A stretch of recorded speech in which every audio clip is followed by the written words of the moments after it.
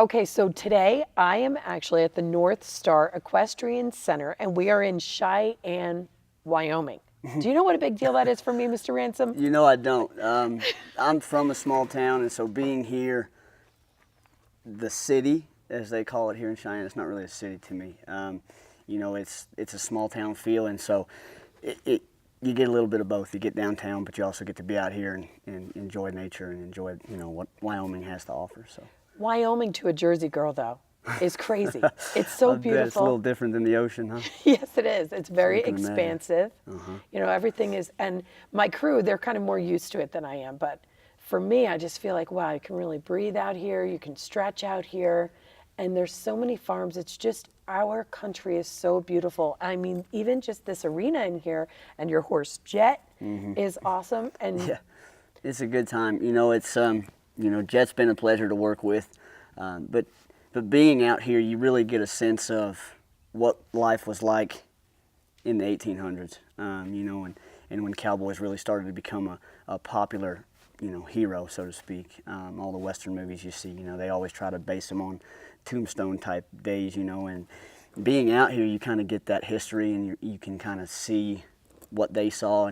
And for me, I think that's the coolest part. It kind of brings you back to where you know, where you started at, so.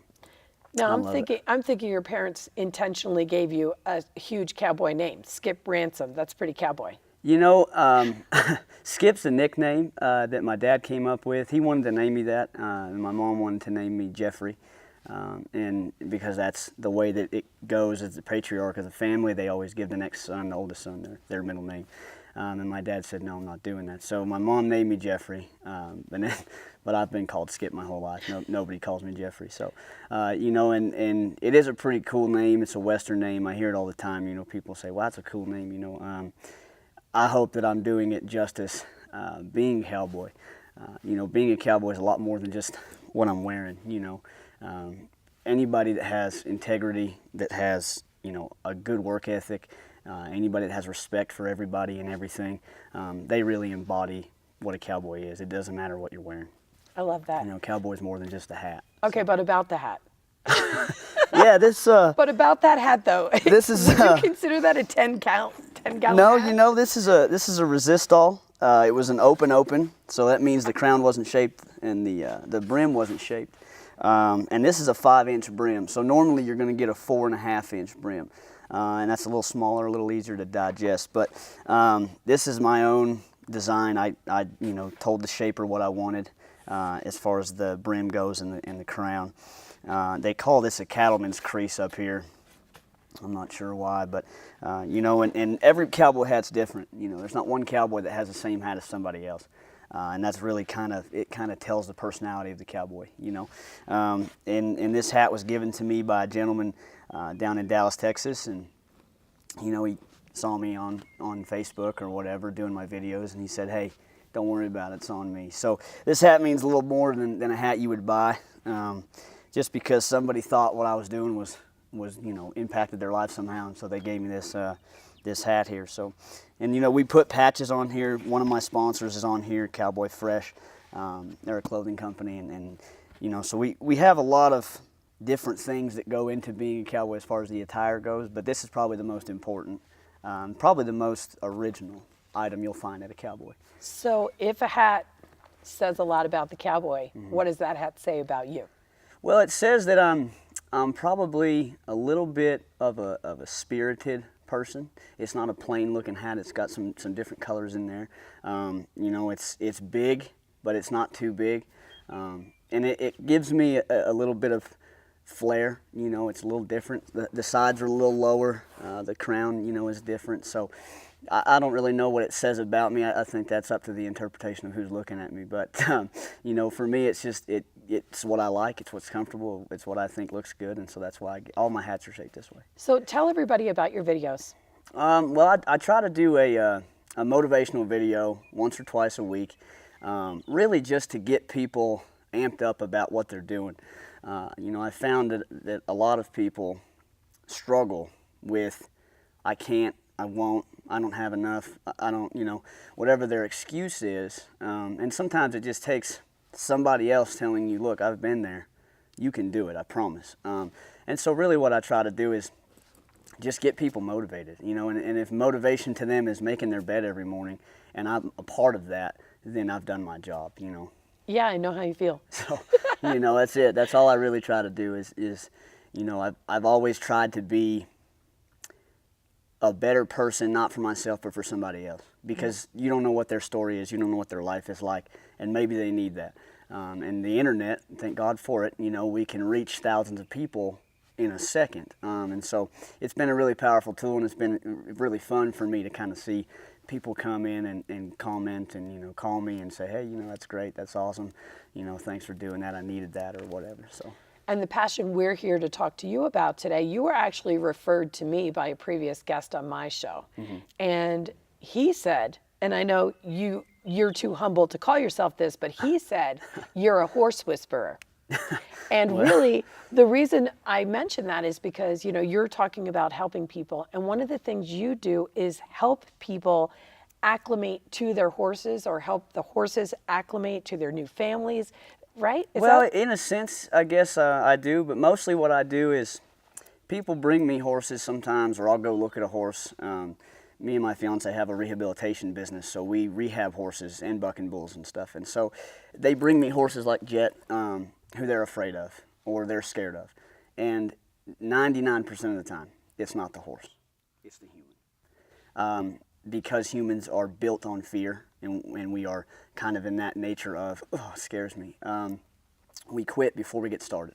So when they bring me a horse, it's really for me, when I evaluate the horse, I go, okay, it's not you. It's your mom or dad or whoever owned you. And so what I try to do, like I've done with Jet, is bring the horse to a level where he's confident in a human, and then bring the human in and say, hey, I've got your horse here. I want you to do what I've been doing, so that you both kind of meld together and become a team. You know, I don't know if I'm a horse whisperer. That's a pretty big belt buckle to wear, because there's plenty of guys out there that are better than me, I'm sure. But I just understand horses at a different level, I think.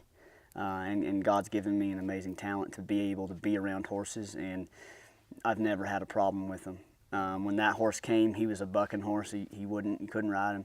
And the day that she brought him, I got on him and I rode him around, and I said, he doesn't buck. And that's really it, you know. Why do you think he was bucking?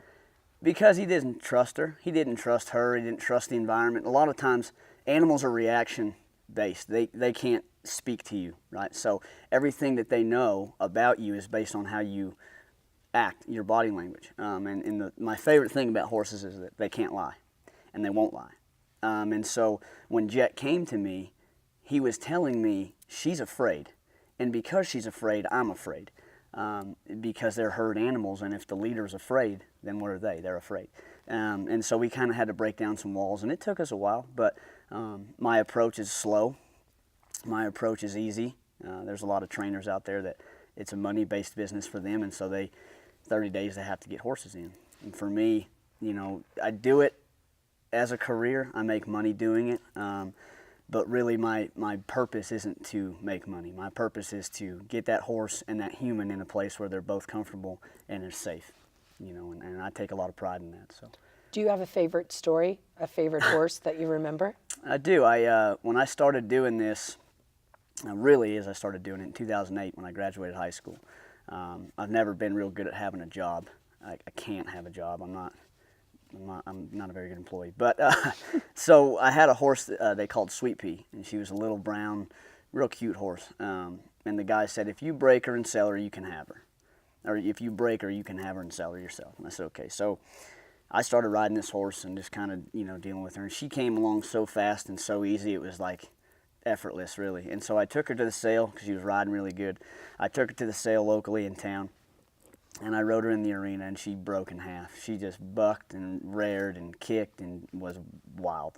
And I said, I don't know what's wrong with you. So we took her home, and I was on my way home, and I got a phone call, and the guy said, look, I want to buy your horse. And I said, she's not for sale. She's not ready to go. He said, no, she's ready to go. I'm going to buy her. And the guy that bought her actually went and placed at a couple rodeos and ended up making the circuit finals on that horse in the calf roping. So my favorite horse, I think, in the last 10 years that I've been doing this or so, it's Probably Sweet Pea. She's probably the best one because she had a spirit, you know. It sounds like her spirit was similar to yours. Probably so. That's probably why she acted that way. Because Exactly. I she see kind that of in was. you. She was kind of like, look, I don't want to go over there. I want to stay here. You know, but you know, the horses that I train and the horses that I get to interact with they're all different. They all have a different personality. Some are alphas, some are betas, some are not as big or little or whatever. But they all have the same characteristics as far as they're honest and they all love you. No matter what happens, they all love you. And so I think that's my favorite thing about it. So similar to dogs, though, because when I had somebody come work with me with my dog, she said the same thing, all the same things that you're saying about it's Right. the problem is always with the human. Right. Well, we try to domesticate everything. You know, as humans, we want everything to be ours. And in reality, horses were wild for hundreds of years, thousands of years before we've got a hold of them. And I tell my clients all the time, you know, my client base is 45-year-old women with money. That's typically what I deal with. And I tell them, look, you can love your horse, but don't be in love with your horse. They need more assertiveness than they do compassion. There's a certain level of love that they require, but in nature, you don't see a horse hug another horse.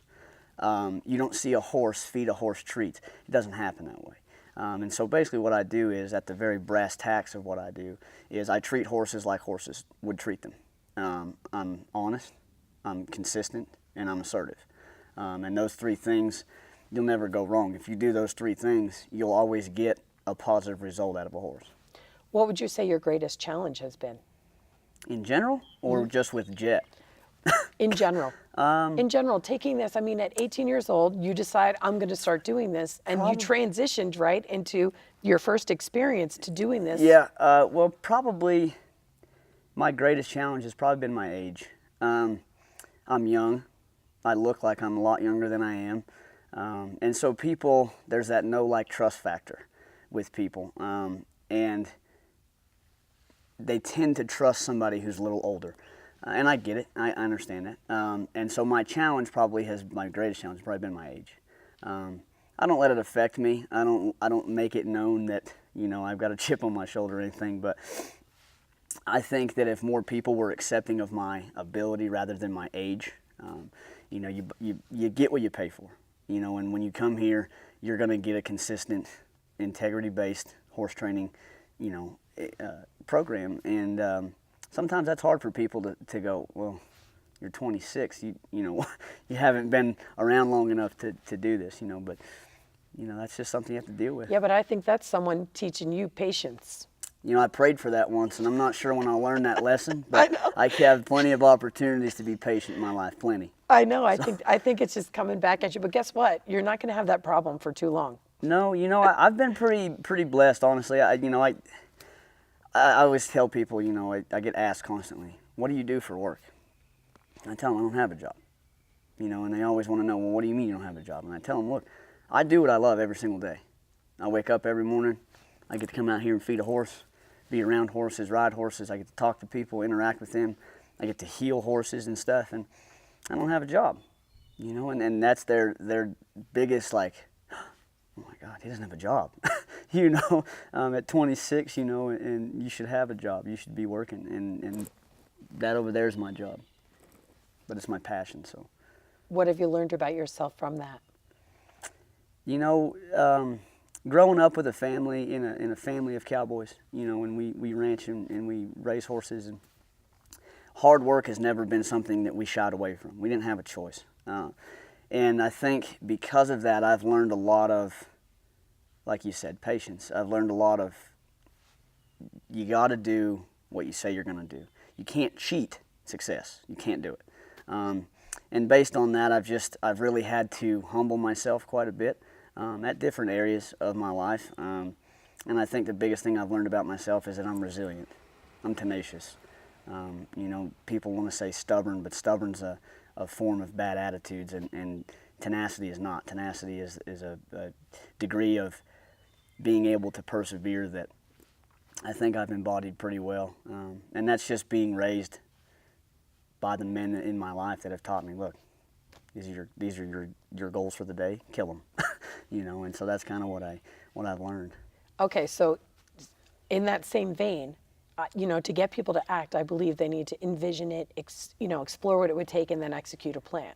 So, Mr. Motivation, what do you suggest if they want to live their passion like you are? And I know you feel very strongly about people getting out there and Go to doing. work. Go to work, but no job. You just said. Go to work. There is no shortcut. There is no get rich quick. There is no overnight success. That's not going to happen for you. Dave Ramsey will tell you he was a 10-year overnight success. It happens slowly, but it happens when you beat on your craft. You have got to get up every day and go to work. Whatever that work is to you, if it's basket weaving, or if it's painting, or if it's making jewelry, or if it's talking to people, whatever your passion is, you have to go to work on it. That horse over there, Jet, he's my passion. Not him personally, but horses are my passion. If I don't get up every day and come out here and be consistent and go to work, something will fail, and it will be him because of my deficiencies. And so I think the biggest thing, if I'm going to tell somebody, hey, get up and go get motivated about what you have to do, go to work. You can make excuses all day long, but the excuses aren't going to get you to a lifestyle that you want to live. This morning, I'll share a little story. This morning I was dropping my fiance off at work, and we were on our way to church, okay? And they called her and they said, hey, we need you to come in early. And she said, okay. So we didn't go to church, and we dropped her off at work. And I thought to myself, it's unacceptable. Not because I needed her to be there, but because she is so much better at being a horsewoman than she is at making coffee, that she's letting a corporate company dictate when she gets to spend and how she gets to spend her time. And so I think that's the most important. Time is the most used up and wasted non-renewable resource we have. Every single second that you spend in your day will never be gained again. You have to really embody time is money, and don't chase a dollar. Don't do it, because if you're chasing money, you'll never make enough. Something tells me, though, that your fiance is gaining skills that she's going to bring into your marriage, and together she'll be, because you're traveling around the country. Oh, yeah. And you're doing all different things, and Oh, something yeah. tells me she's going to be a part of that with you. She is. She runs my sound. She's the sound girl when we announce rodeos. She's my biggest cheerleader. She's my biggest supporter. She really, when I met her, I hadn't even talked to her yet, and I saw her, and I said, yep, I'm going to marry that woman. It's because that she's just the most graceful, easygoing woman I've ever met, and I'm pretty high-strung, so I need somebody to level me out sometimes. And she's got some people skills, and she learns whatever she's doing there is God's purpose for her right now, but it's frustrating for me to see people have a passion and be good at it and not, patience, and there you go. There's where it is, I see that. It's screaming from you. I get it. I know. It's extremely frustrating, and it's one of those things I have to constantly take deep breaths and I just saw a change in your whole body language, too. I Yes. know. I get that. All right, so listen, I know you have a lot of powerful thoughts. What final thought would you like to leave everybody with today? Probably that quitting my job was the most wonderful, scariest thing I've ever done. I quit a full-time job where I was guaranteed broke to go work on horses with an even bigger margin for error and a bigger separation from comfortability and eating ramen every day. Even cowboys eat ramen? Cowboys eat a lot of things. If it'll feed them, they'll eat it. But that was probably the biggest challenge for me was, okay, I'm going to quit my job. And I got sick for 2 days. I was sick about it. But, I've made more money this month than I've made in the last 3 months put together.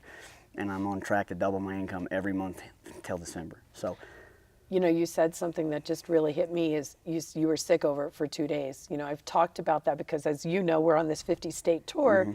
And before I left, before my crew arrived on Monday, that weekend before, for those 2 days, I was physically sick. Mm-hmm. And I said, joking around with my family, but I looked a wreck, and I said, I have a sickness. I have a sickness. I was quivering, but once they got here and it was time to go, I was fine. What do you have to say about moving through fear? We have an emotional connection to money. We have an emotional connection to our vehicles. We have an emotional connection to our families. We have an emotional connection to our dogs. You have to be able to control your emotions. Fear doesn't exist. Fear is made up. Danger is very real, but fear is an emotion. And if you can control those emotions, then you can control the outcome. Which all comes from your mind. It's and your mind over thoughts. matter. That's Choice. all it is. I agree. You make a choice every day to either be afraid, or you make a choice to be tenacious and go forward and kill whatever it is that's in front of you and crush your goals and move forward. But I would say that that's probably it. Control your emotions. You can control the outcome of any situation. Mr. Skip Ransom, how can people find you online? Facebook page, you can find me at Skip Ransom. I also have a fan page, Skip Ransom, professional rodeo announcer. And then Instagram is Ransom Skip. And I'm going to make you a part of our private group too, so people can reach out to you there. Very good. I appreciate that. Thank you very much. Thank you so much for having us in. Now, you know I'm doing something I've never done before in each of the 50 states. Yeah. And I hear that you're going to teach me how to lasso a dummy steerhead. Well, we're actually just going to have you ride Jet today. We're just going to have you Are get you on serious? Jet. Yeah, you're going to ride Jet around. I'm going to help you, but Cranky you're going to ride. Jet? Oh, he's not cranky. He's just having a hard time over there right now. He's just breaking things. That's all right. So yeah, you're going to get on Jet. So let's go get him ready to go for you guys. You just watched him throw a fit. I did, and you know, I was on a horse before, and it wasn't a great experience, so, but I'm going to trust you. Jet's one of those horses that he understands the difference between down there and up here. Now, we've done a good job at whatever we've done on the ground, we've brought to the back of the horse, and that's something that is extremely important. You know, whatever you start down here, whatever your base is, has to become the roof too, so you have a complete structure. And so we build from the bottom up, and people always ask me, do I break horses? And I tell them, no, I build horses. I don't break anything. So, now you know he's not going to kill you, okay? Well, I know he's not going to kill you. He's not going to kill you either, he understands. Okay. So you're going to get on him, Okay. and you have the option. You can either ride him by yourself, or I can lead him around, doesn't matter. He's just taking care of you, being nice, walking for you.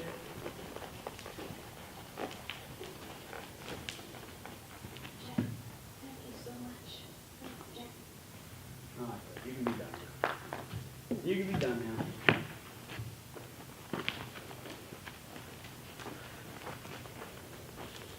My heart's beating fast. And I talk to you, and I talk to you, and I talk to you, and I talk to you, and we love, and we hate, and we demonstrate, we try to relate. This is my breakthrough. Whoa. Said now.